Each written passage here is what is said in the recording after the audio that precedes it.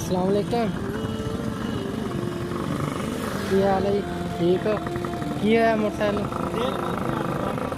तेल मुक गया वा हैगा अपने को? चलो हैगा मैं पेट्रोल अपने कितने कोले भैया ने एड्डी दूर है 1 किलोमीटर होना।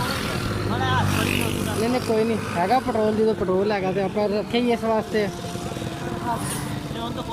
मैं तुहानू देख के मुड़िया तो देखा होना इतों मैं रुकया। हाँ जी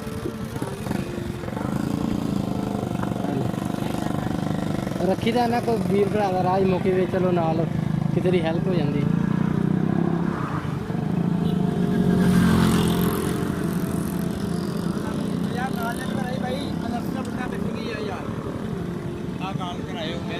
हाँ जी नंबर कुछ भी नर्सी फाड़े तो किन्ना ही फाड़े तो मैं किन्ने अगे आ गया वो कहते अगे करके मैं किन्ना ही अगे जावा यार नहीं थोड़े को बैलेंस है नहीं पिछला में किथे ही करके आवा नर्सरी असला नंबर आया। अच्छा अच्छा चलो साइड से माड़ा जा करो मैं कराना गल माड़ा जा साइड से खड़ी हो ठीक है जी चेक करो तो होंगे स्टार्ट।